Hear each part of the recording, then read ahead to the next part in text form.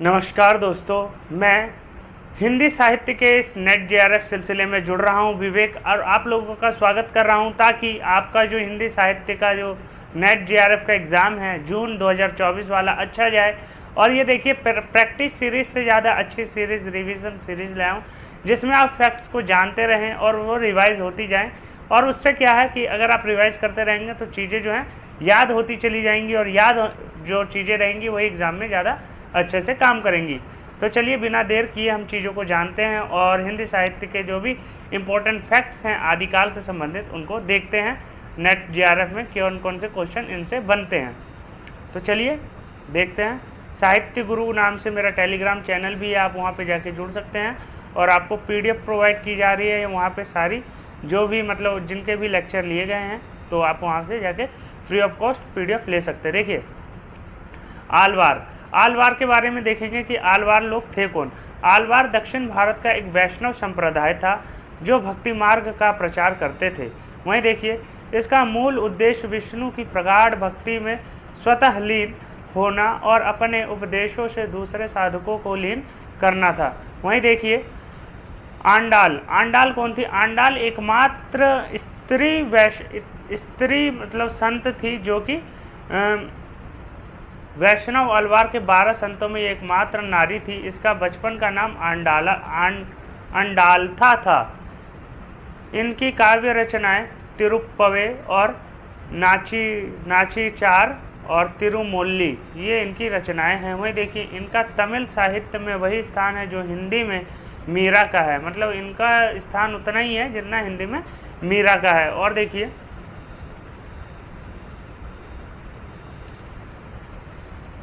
अक्का माशी, सहजोबाई और मीराबाई सभी भक्ति संत है। अक्काबाई, सहजोबाई और मीराबाई ये सभी की सभी भक्ति संत हैं, लेकिन वे आलवार नहीं हैं। वहीं देखिए, अक्का मासी, सहजोबाई और मीराबाई की रचनाएं हिंदी साहित्य की अमूल निधि है। और देखिए, विद्यापति, चंद्रबरदाई और गोरखनाथ ये सभी आदिकाल के कवि हैं। तो विद्यापति, चंद्रबरदाई, गोरखनाथ ये सारे के सारे किसके आदिकाल के कवि हैं। कभी कभी हम विद्यापति को जो है भक्ति काल के अंतर्गत लिए आते हैं, तो ये कन्फ्यूज़न नहीं रहनी चाहिए। और देखिए, इन सभी की रचनाएं भी हम देख लेते हैं। जैसे कि विद्यापति की रचना है कीर्तिलता, कीर्ति पताका तथा पदावली। विद्यापति की रचना है। चंद्रबरदाई की पृथ्वीराज रासो है और गोरखनाथ की है आत्मबोध, पंचमात्रा, अष्टपारछया, गोरख वचन ये सभी इनकी रचनाएं हैं गोरखनाथ की। और देखिए,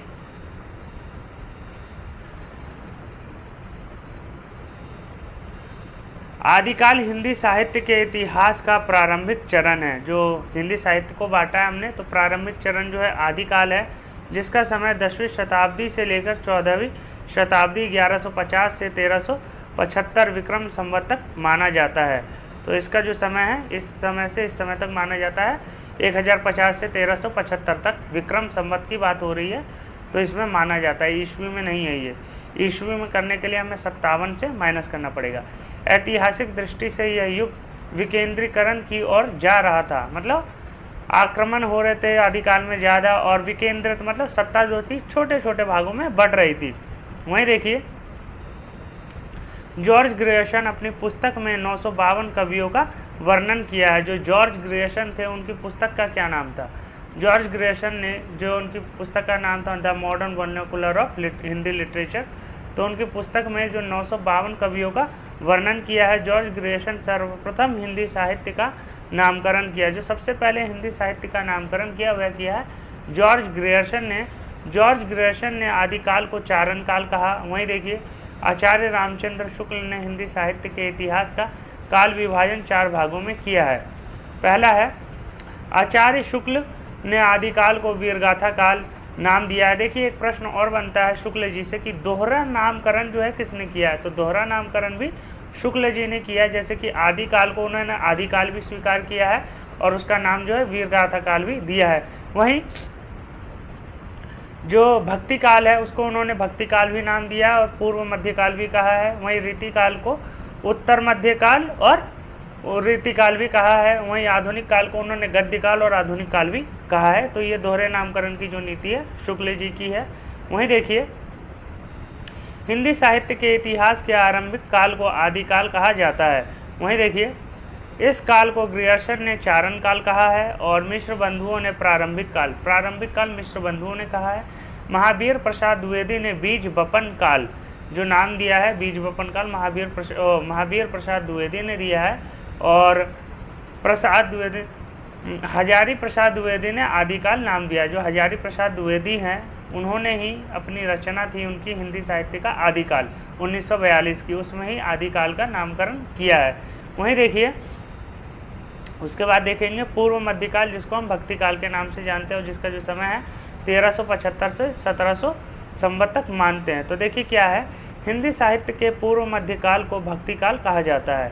इस काल में भक्ति काव्य धारा के साथ काव्य की अन्य परंपराएं भी रही है। भारत में मध्यकाल में भागवत पुराण भक्ति प्रमुखता से रही। वहीं देखिए, भागवत भक्ति दक्षिण से होकर उत्तरी भारत भक्ति परंपरा से एक रूप होकर पूरे भारतवर्ष में व्याप्त हो गई।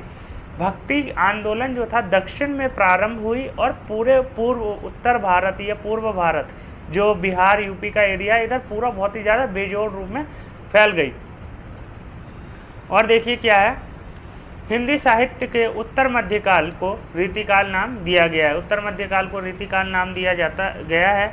और देखिए, उत्तर मध्यकाल को जॉर्ज ग्रियर्सन ने इसे कलाकाल कहा है। जो रीतिकाल है उसको जॉर्ज ग्रियर्सन ने कलाकाल कहा है, जो इस काल के कवियों की विशिष्टता को पहले के कवियों से अलग दिखाता है। और इसको श्रृंगार काल भी कहा गया, अलंकृत काल भी कहा गया है और अंधकार काल भी कहा गया है। तो इसको अलग अलग नाम दिए गए हैं रीतिकाल को। और इसका जो समय है 1700 से 1900 संवत तक माना जाता है। वहीं देखिए, अलंकृत काल जो है मिश्र बंधुओं ने कहा है इस काल को रीतिकाल को, और शुक्ल जी ने इसका जो नाम है रीतिकाल रखा है। वहीं देखिए, हिंदी साहित्य के इतिहास में आधुनिक काल को गद्यकाल का नाम भी शुक्ल जी ने ही दिया है। और इस काल में मुद्रण कला, पत्रकारिता, नवजागरण और स्वतंत्रता आंदोलन ने लेखकों को गद्य साहित्य की रचना के लिए अनुकूल वातावरण प्रदान किया। तो जो गद्य काल है या आधुनिक काल, उसका जो समय है 1900 से आज तक माना जाता है। वहीं देखिए, पृथ्वीराज रासो, लेखक चंद्रवरदाई और अध्याय, इसमें जो अध्याय है समय सर्ग है वह है 69, 70 में एक कम, टोटल अध्याय मतलब वो है समय सर्ग है। और सर्ग पूछे जाते कितने हैं, डिंगल में लिखा गया है। डिंगल मतलब राजस्थानी मिश्रित भाषा है। और 58 छंदों का प्रयोग, 68 छंदों का प्रयोग किया गया है। और हिंदी भाषा में लिखा गया महाकाव्य है। सम्राट पृथ्वीराज चौहान के जीवन पर आधारित या उनका वर्णन किया गया है। और देखिए क्या है, पृथ्वीराज रासो की प्रामाणिकता अप्रामाणिकता में विद्वानों के मध्य, देखिए पृथ्वीराज रासो जो रचना है उसको बहुत सारे विद्वान प्रामाणिक भी मानते हैं, कुछ अर्ध प्रामाणिक भी मानते हैं और कुछ अप्रामाणिक भी मानते हैं। तो ये प्रश्न भी पूछा जाता है कि कौन इसको प्रामाणिक, अर्ध प्रामाणिक और अप्रामाणिक मानता है। तो देखिए प्रामाणिक कौन कौन मानता है, पहले हम इसको देखेंगे। प्रामाणिक मानते हैं श्याम सुंदर दास, मिश्र बंधु, मोहनलाल विष्णुलाल पांड्या और कर्नल टाड। और देखिए कर्नल टाड, हाँ तो कर्नल टाड, मोहनलाल विष्णुलाल पांड्या, मिश्र बंधु, श्याम सुंदर दास, ये सारे सारे क्या मानते हैं, प्रामाणिक मानते हैं। अब अप्रामाणिक कौन कौन मानता है, तो शुक्ल जी इसको अप्रामाणिक मानते हैं, देवी प्रसाद भी इसको अप्रामाणिक मानते हैं। वहीं कविराज श्यामल दास जो हैं वह भी इसको अप्रामाणिक मानते हैं। गौरी शंकर हीराचंद ओझा जो हैं वह भी इसको अप्रामाणिक मानते हैं।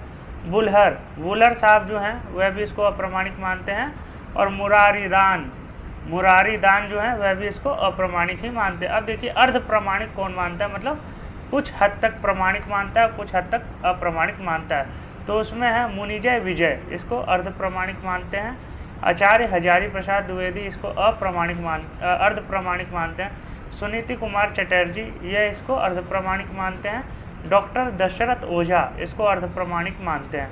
तो ये सारे के सारे ये रचनाकार हैं, ये मतलब आलोचक है जिन्होंने टिप्पणी की है पृथ्वीराज रासो ग्रंथ पे कि कोई कोई इसको प्रमाणिक, अप्रमाणिक और अर्ध प्रमाणिक मानते, तो ये सारे लोग हैं और पूछे जाते हैं कि कौन किसको क्या मानता है। और देखिए क्या है, विशल देव रासो के बारे में जानते हैं। लेखक जो है इसके विशल देव रासो के नरपति नाल। इसमें टोटल 4 खंड हैं। प्रथम खंड मालवा के परमार भोज की पुत्री राजमती से शाकंभरी नरेश विशलदेव के विवाह का वर्णन है। वहीं देखिए द्वितीय खंड विशलदेव का राजमनी से रूठकर उड़ीसा जाना। और ये देखिए पूछा जाता है कि जो विशलदेव हैं जब वे रूठ जाते हैं तो वे कहाँ जाते हैं, तो वे जाते हैं उड़ीसा।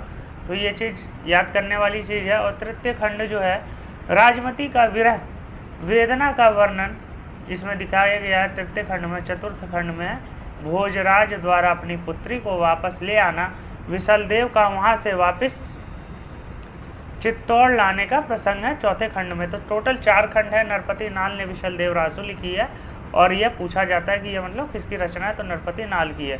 वहीं देखिए काव्य रूप जो है इसका वीर गीत है, मतलब वीर रस की मतलब जितनी भी है ये सारे रासो ग्रंथ है, तो वीर रस से उत्प्रोत ये ग्रंथ है। हम्मीर रासो देखिए, हम्मीर रासो जो है सांगधर की रचना है। लेखक इसके कौन है, सांगधर। वहीं देखिए खुम्माण रासो, खुम्माण रासो जो है दलपति विजय, खुम्माण रासो जो है दलपति विजय की है। खुम्माण रासो 9वीं शताब्दी की रचना मानी जाती है। इसमें 9वीं सदी के चित्तौड़ नरेश खुम्माण के युद्धों का चित्रण है। वीर रस के साथ साथ श्रृंगार रस की भी प्रधानता है। इसमें दोहा, सवैया, कवित आदि छंद प्रयुक्त हुए हैं।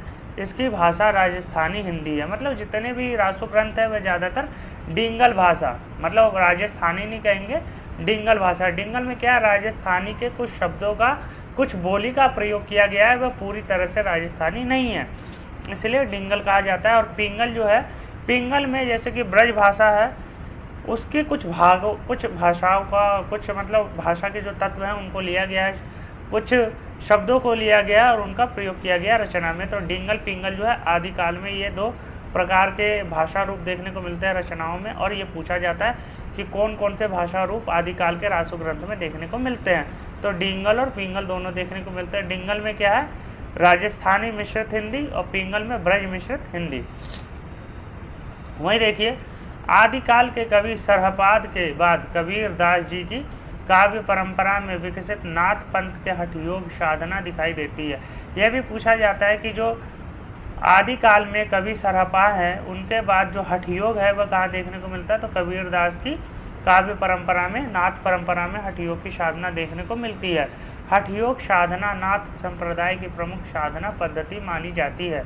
मत्स्येंद्र नाथ तथा गोरखनाथ हठयोग के प्रमुख आचार्य माने जाते हैं। जैसे कि आपको पता होगा कि जो नाथ संप्रदाय के प्रवर्तक है वह है गोरखनाथ, और गोरखनाथ के जो गुरु है वह है मत्स्येंद्र नाथ, जिनको मीन नाथ के नाम से भी जाना जाता है। तो बहुत बार पूछा जाता है कि जो मत्स्येंद्र नाथ हैं वह किनके गुरु हैं, तो गोरखनाथ के गुरु हैं। और गोरखनाथ के गुरु कौन है, मीन नाथ, मत्स्येंद्र नाथ, ऐसे भी ऑप्शन दे दिए जाते हैं। तो मीन नाथ और मत्स्येंद्र नाथ जो है दोनों के दोनों ही एक ही व्यक्ति के नाम है, तो आप कंफ्यूज मत होना और आंसर जो है सही टिक करके आना। हठयोग 2 शब्दों से मिलकर बना है। ह का अर्थ है सूर्य नाड़ी और पिंगला, ठ का अर्थ है चंद्र नाड़ी और ईड़ा। तो ये हठ का मतलब भी पूछा जा सकता है, तो ये आप ध्यान रखिए। और देखिए क्या है, कबीर जी के बारे में देखते हैं। कबीर जी का जो जन्म है विक्रम संवत 1455 सन 1398 ईस्वी, जो इनका ईस्वी में सन याद करना जरूरी है, 1398 ईस्वी वाराणसी। और निधन जो है विक्रम संवत 1551 1494 ईस्वी मगहर। यह पूछा जाता है कि जो कबीर है उनकी डेथ कहाँ हुई थी, मगहर में हुई थी, और इनका जो जन्म है वाराणसी में माना जाता है। वहीं देखिए गुरु इनके कौन थे, रामानंद इनके गुरु थे, जो कि रज्जब, इन सब के गुरु भी रामानंद ही हमें देखने को मिलते हैं। और देखिए रचनाएं, कबीर की वाणी का संग्रह बीजक नाम से किया गया है, जो कि धर्मदास ने किया है। धर्मदास जी ने इनकी रचनाओं को बीजक नाम से संकलित किया है, संग्रहित किया है, और इनके जो शिष्य हैं वह धर्मदास को ही माना जाता है, कबीर के शिष्य को धर्मदास को ही माना जाता है। वहीं देखिए बीजक के 3 भाग है। जो बीजक है कबीर के जो संकलित किया है धर्मदास ने, उनके संग्रहों को, तो वह बीजक में संकलित किया। एक बात बता दूं, कबीर ने कोई भी जो दोहा है, उनकी जितनी भी रचनाएं हैं, कुछ भी उन्होंने लिखा नहीं है, वह सारी की सारी मौखिक है। लेकिन जो उनका संकलन है वह धर्मदास ने किया है लिखित रूप में, और उसको जहाँ संकलित किया है उस किताब का नाम है बीजक। और बीजक जो है 3 भागों में कन्वर्ट किया गया है। पहला है साकी, जिसको हम साक्षी, और दोहा राजस्थानी पंजाबी मिली खड़ी बोली का प्रयोग है। दूसरा है शब्द, जिसको हम शब्द गे पद ब्रजभाषा और पूर्वी बोली में हमें देखने को मिलता है। और तीसरा है रामायणी या रामायण, चौपाई और दोहा ब्रजभाषा और पूर्वी बोली में हमें देखने को मिलता है। तो साखी, शब्द, रामायणी ये सभी के सभी बीजक के भाग हैं। वहीं देखिए मलिक मोहम्मद जायसी भक्ति काल की निर्गुण प्रेमाश्रयी धारा के कवि थे। जन्म इनका 1397 ईस्वी, मतलब कबीर से एक वर्ष पहले के हैं। निधन इनका 1494 ईस्वी। और देखिए इनकी मुख्य रचनाएं हैं पद्मावत 1540 में, और कहीं कहीं 1520 भी देखने को मिलता है। अखरावट, आखिरी कलाम, कहरनामा और मसलनामा ये देखने को मिलता है। वहीं देखिए साहित्यिक भाषा जो है इनकी अवधी है, जैसे कि तुलसीदास की भी जो भाषा है वह अवधी है, लेकिन तुलसीदास की जो भाषा है वह साहित्यिक अवधि, इनकी जो भाषा है वह ठेठ अवधि, जो गांव में बोली जाती है, उस अवधि का प्रयोग जायसी जी ने अपनी रचना में किया है। वहीं देखिए तुलसीदास जी राम भक्ति शाखा के प्रमुख कवि हैं। वहीं देखिए जन्म जो है इनका 1532 ईस्वी, 1589 विक्रम संवत, राजपुर जिला बांद्रा उत्तर प्रदेश में हुआ। निधन जो है संवत 1680 ईस्वी। माता पिता हुल्की बाई व आत्माराम तुलसी जी के हैं, तुलसीदास जी के। पत्नी का नाम क्या था? रत्नावली। रचनाएं देखिए तुलसीदास जी की कौन कौन सी है। रामचरितमानस 1574 ईस्वी। यह भी पूछा जाता है कि रामचरितमानस में टोटल खंड कितने हैं, तो 7 खंड है टोटल, और उनको पूछा जाता है सीरीज से लगाने के लिए। रामचरितमानस अवधी भाषा एक महाकाव्य है। रामचरितमानस का मुख्य छंद चौपाई है। कहीं कहीं इनमें दोहा छंद का प्रयोग किया गया है। रचना समय 2 वर्ष 7 माह की अवधि। जो रामचरितमानस है उसकी रचना करने में 2 साल 7 महीने की अवधि लगी है। और देखिए गीतावली, यह एक गीति काव्य है। जो गीतावली है यह भी तुलसीदास की रचना है और गीति काव्य है। दोहावली वह मुक्तक काव्य है। विनय पत्रिका यह गीति काव्य है। विनय पत्रिका के माध्यम से तुलसीदास जी ने राम के दरबार में अपनी अर्जी प्रस्तुत की है। विनय पत्रिका में विनय व आत्मनिवेदन के पद हैं। यह ब्रज भाषा की रचना है। कवितावली यह मुक्तक काव्य है। कवितावली जो है मुक्तक काव्य है, और दोहावली भी जो है यह भी मुक्तक काव्य है। तो ये हमें देखने को मिलता है। और देखिए प्रयोग किया गया है। रचना समय वर्ष 2 साल अवधि। जो देखिए ये वही सारी चीज़ें वापस आ गई हैं, तो इनको मैं थोड़ा आगे कर देता हूँ। और देखिए देवसेन। देवसेन जो है जैन आचार्य हैं। समय जो इनका है 10वीं शताब्दी है। इनके बारे में जो विशेष है, प्राकृत भाषा में स्वया, द्वाद और नय का निरूपण करने के लिए उल्लेखनीय है। तो देवसेन यह पूछा जा सकता है, तो आप इसको एक बार देख लीजिए, ज़्यादा इम्पोर्टेंट नहीं लग रहा मेरे को। और देखिए इनकी रचनाएं क्या हैं। श्रावकाचार्य, साव्य धम्म दोहा, दब्ब सहाब पया, दर्शन सार, आराधना सार, त्वर सार, लघुन्य, चक्रव्यूहन्य आदि। वही देखिए पृथ्वीराज रासों में वर्णित घटनाएं तथा संबंधों को बिल्कुल भाटों की कल्पना मानने वाले विद्वान पंडित गौरीशंकर हीराचंद ओझा हैं। देखिए भाट कौन होते हैं? भाट होते हैं मतलब जो रचना करते हैं, रचनाकारों को ये भाट कहते हैं। ठीक है, भांड, भाट, तो ये सारे के सारे जो राजा के महल में कविता करने वाले लोग होते थे उन्हीं को कहा जाता है। और पृथ्वीराज रासों में जो वर्णित घटनाएं हैं तथा संवत को बिल्कुल भाटों की कल्पना मतलब बिल्कुल ही काल्पनिक मानने वाले जो व्यक्ति हैं, पंडित गौरीशंकर हीराचंद ओझा जी हैं। वहीं देखिए पृथ्वीराज रासो चंद्रवरदाई की रचना है 1343 ईस्वी की, इसका प्रकाशन वर्ष माना जाता है। विधा क्या है? महाकाव्य है। और देखिए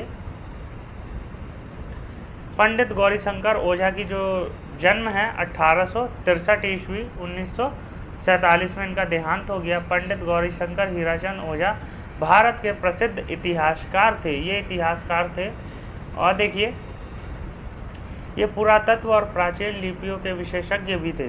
प्रमुख रचनाएं इनकी थी उदयपुर राज्य का इतिहास प्रथम खंड 1928 ईस्वी, द्वितीय खंड 1932 ईस्वी, और डूंगरपुर राज्य का इतिहास 1936 ईस्वी, बांसवाड़ा राज्य का इतिहास 1936 ईस्वी, बीकानेर राज्य का इतिहास प्रथम भाग 1937 ईस्वी, द्वितीय भाग 1940 ईस्वी आदि। तो ये इससे नहीं पूछा जाएगा, केवल इतना ध्यान रखिए कि जो कौन मतलब कल्पना मानता है पृथ्वीराज रासो को, तो ही पंडित हीराचंद ओझा जो है इसको पूरा ही काल्पनिक मानते हैं। भांडों का मतलब जो रचनाकार हैं उनकी कल्पना मानते हैं इस कृति को। शुक्ल जी जो हैं इनका जो जन्म है 1884 से 1941 है। आचार्य शुक्ल हिंदी आलोचक हैं, कहानीकार हैं, निबंधकार, साहित्य इतिहासकार, कोशकार, अनुवादक, कथाकार और कवि थे। और देखिए क्या है, इनकी सर्वाधिक महत्वपूर्ण पुस्तक हिंदी साहित्य का इतिहास जो कि 1929 में प्रकाशित हुई, जिसके द्वारा आज भी काल निर्धारण एवं पाठ्यक्रम निर्माण में सहायता ली जाती है। देखिए यह भी प्रश्न पूछा जाता है कि जो हिंदी साहित्य के इतिहास की पृष्ठभूमि या भूमिका जो है किस में हमें देखने को शुरुआती समय में देखने को मिलती है। तो जो हिंदी शब्द सागर था जो नागरिक पंचानी सभा द्वारा प्रकाशित किया गया था, तो उसकी भूमिका जो थी उसमें हमें हिंदी साहित्य के इतिहास की पृष्ठभूमि देखने को मिलती है। ठीक है। और देखिए क्या है, प्रमुख रचनाएं हिंदी साहित्य का इतिहास 1929 में सूरदास, रसमीमांसा, त्रिवेणी आदि इनकी प्रमुख रचनाएं हैं। महोपाध्याय पंडित हरप्रसाद शास्त्री 1853 से 1931 ईस्वी। महोपाध्याय हरप्रसाद शास्त्री भारत के एक शिक्षा शास्त्री, संस्कृत के विद्वान, भारतविद तथा बांग्ला साहित्य के इतिहासकार थे। और देखिए उनका मूल नाम हरप्रसाद भट्टाचार्य था। वे चर्यापद की खोज के लिए प्रसिद्ध हैं, जो बांग्ला साहित्य का सबसे प्राचीन उदाहरण है। वहीं देखिए प्रमुख रचनाएं कौन कौन सी है।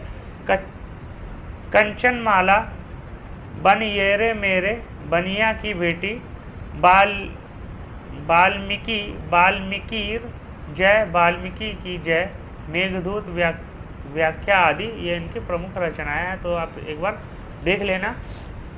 मुनि जिनविजय, इनका जो जन्म है 1888 से 1976 माना जाता है। मुनि जिनविजय भारत के एक जैन प्राचार्य, विद्याविद, पुरातात्विक भारतविद थे। उन्होंने अपने जीवन काल में अनेक अमूल्य ग्रंथों का अध्ययन, संपादन तथा प्रकाशन किया। उन्होंने साहित्य तथा संस्कृत के प्रोत्साहन हेतु कई शोध संस्थाओं का संस्थापन तथा संचालन किया। प्रमुख रचनाएं इनकी है प्रबंध चिंतामणि, विविध तीर्थकल्प, कुवल्यमाला, धर्मोपदेशमाला, खरत गच्छ पट्टावली आदि इनकी प्रमुख रचनाएं हैं। तो ये हमें इनकी प्रमुख रचनाएं देखने को मिलती है।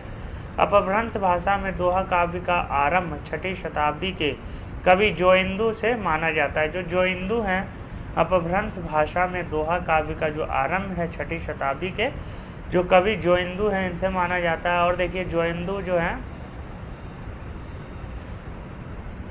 जोइंदू के बारे में देख लेते हैं थोड़ा। योग सार की रचना 6ठी शताब्दी में की गई थी। दोहा काव्य का आरंभ 6ठी शताब्दी के कवि जोइंदू से माना गया है। जोइंदू ने 2 पुस्तकों की रचना की है, परमात्म प्रकाश और योग सार। इनकी 2 ही पुस्तकें हैं और ये दोनों की दोनों ही मतलब पूछ ली जाती है कि जोइंदू की कौन कौन सी रचनाएं हैं। तो परमात्म प्रकाश और योग सार जो है इनकी रचनाएं हैं। और देखिए राम सिंह आदिकाल के जो प्रमुख रचनाएं हैं, रचनाकार हैं और उनका जो समय अवधि है वह कौन सा है उसको भी देख लेते हैं। राम सिंह की रचना है पाहुड़ दोहा। यह बहुत बार पूछा गया पाहुड़ दोहा किसकी रचना है। तो राम सिंह की रचना है पाहुड़ दोहा, 11वीं शताब्दी की है। पुष्पदंत की रचना है महापुराण, 10वीं शताब्दी की है। स्वयंभू की रचना है पौमचरित, नागकुमार चरयू रिट्ठल नेमिचर्यु 8वीं शताब्दी की है। वहीं देखिए हेमचंद्र अपने समय के सबसे प्रसिद्ध जैन आचार्य थे। इन्हें प्राकृत का पाणिनि कहा जाता है। यह भी पूछा जाता है कि प्राकृत का पाणिनि किसको कहा जाता है, तो हेमचंद्र को प्राकृत का पाणिनि कहा जाता है। पाणिनि जो थे संस्कृत के बहुत बड़े व्याकरणिक थे, व्याकरण करने वाले रचनाकार थे। हेमचंद अपभ्रंश के भाषिक और व्याकरणिक रूप का स्पष्ट और मानक विवेचन किया। प्राकृत व्याकरण इनका प्रसिद्ध काव्य करण ग्रंथ है। और देखिए हेमचंद द्वारा रचित कुमार पालचरित एक प्राकृत काव्य है जिसमें अपभ्रंश के पद्य भी रखे गए हैं। इनके अन्य ग्रंथ है योग शास्त्र, छंदोनुशासन, देसी नाममाला कोश। ये सारी की सारी जो है इनकी रचनाएं हैं हेमचंद की, और बहुत बार पूछी गई है एग्ज़ाम में। तो ये सारे जो थे आदिकाल के प्रमुख तथ्य थे जो कि मैं आपके साथ शेयर करना चाहता था, जो एग्ज़ाम्स में पूछे जाते हैं। तो मुझे आशा है आप लोगों को अच्छा लगा होगा और आप लोगों को बहुत सारे नए तथ्य मिले होंगे। तो इसकी PDF के लिए आप मेरे टेलीग्राम से जुड़ सकते हैं, लिंक टेलीग्राम का डिस्क्रिप्शन में है। और आप अपने नेट JRF की तैयारी जो है 2024 की तैयार रखिए, और हिंदी साहित्य में जो भी इम्पॉर्टेंट पॉइंट्स हैं उनको देखते चलिए। हो सकता है कि इस बार नेट JRF का एग्ज़ाम थोड़ा डिले हो, क्योंकि चुनाव है और चुनाव के चक्कर में हो भी सकता है। तो आप अपनी तैयारी में कोई कसर ना छोड़ें और पेपर 1 और पेपर 2 में लगे रहिए, और पेपर 2 के लिए मेरे साथ जुड़े रहिए। जो मैं आपको तथ्य दे रहा हूँ केवल आप उनको याद कर लीजिए। आपका 80% जो सिलेबस है बिना पढ़े केवल इस सीरीज़ से हो जाएगा। तो आप लोग मेरे साथ यहाँ तक जुड़े, आपका धन्यवाद। और आपको कैसा लगा कमेंट करके बताइए। चीज़ें और आपको क्या जाननी है उसके बारे में भी बताइए, और लाइक सब्सक्राइब शेयर कीजिए। अगर आपको अच्छा लग रहा है अपने दोस्तों तक पहुँचाइए, ताकि उनको भी जो अच्छा कंटेंट है, जो काम का कंटेंट है, फैक्ट है, वह मिल सके और एग्ज़ाम में उसका यूज़ कर सके। तो आज के लिए इतना ही, धन्यवाद। फिर मिलते हैं अगली श्रृंखला में, जब तक के लिए धन्यवाद।